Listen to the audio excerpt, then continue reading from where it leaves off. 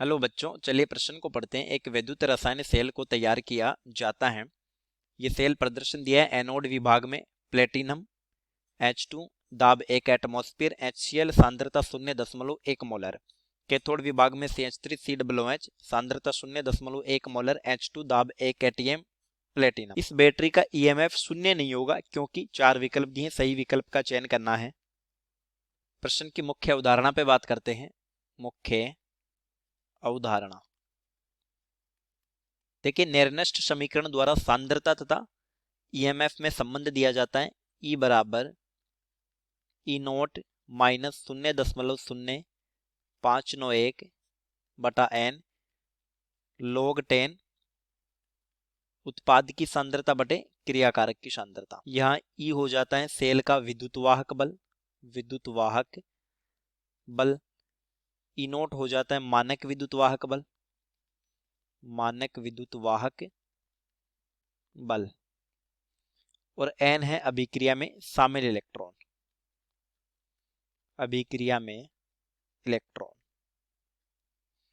तो दरअसल हमें ये सांद्रता सेल का प्रदर्शन दिया है, तो हमारी समीकरण है E बराबर ई नोट माइनस 0.0591 बटा n log 10 उत्पाद की सांद्रता बटे क्रियाकारक की सांद्रता।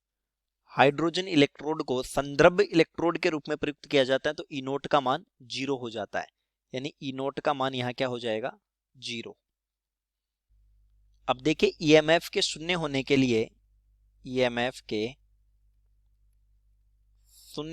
लिए log 10 उत्पाद की सांद्रता बटे क्रियाकारक की सांद्रता, ये मान 0 होना चाहिए। और ये मान कब 0 होगा?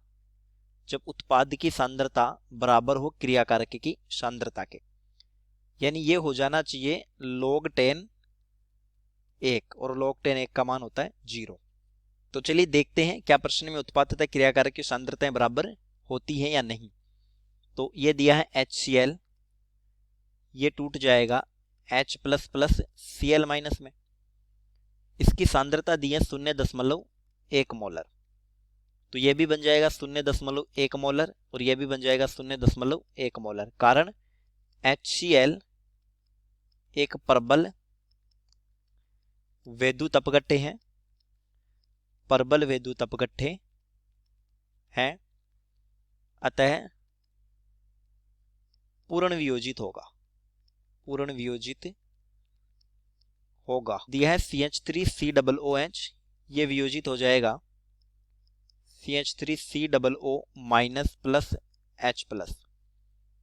इसकी भी सांद्रता समान दी है 0.1 मोलर, लेकिन देखिए इसकी सांद्रता 0.1 मोलर से कम ही होगी और इसकी भी 0.1 मोलर से कम ही होगी। कारण CH3COOH एक दुर्बल विद्युत अपघट्य है या दुर्बल अम्ल है, विद्युत अपघट्य है, अतः पूर्णतः वियोजित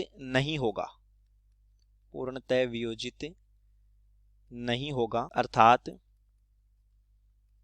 HCl से प्राप्त H+ सांद्रता तथा CH3COOH से प्राप्त H+ सांद्रता बराबर नहीं है। इस कारण pH अलग अलग हो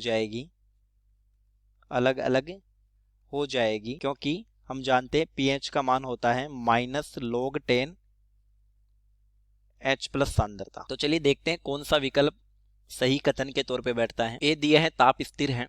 देखिए सेल अभिक्रिया किसी ना किसी ताप पर तो होगी, वो तो दोनों के लिए समान हो जाएगा।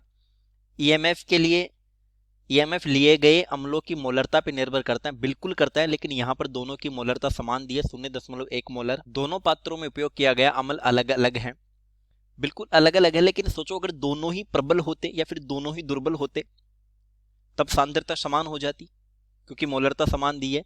डी दिया है 0.1 मोलर HCl और 0.1 मोलर CH3COOH का pH समान नहीं है, बिल्कुल नहीं है, क्योंकि सांद्रता समान नहीं है। तो डी हमारा सबसे सही विकल्प हो जाएगा। चलिए उम्मीद करता हूं प्रश्न समझ आया होगा। धन्यवाद।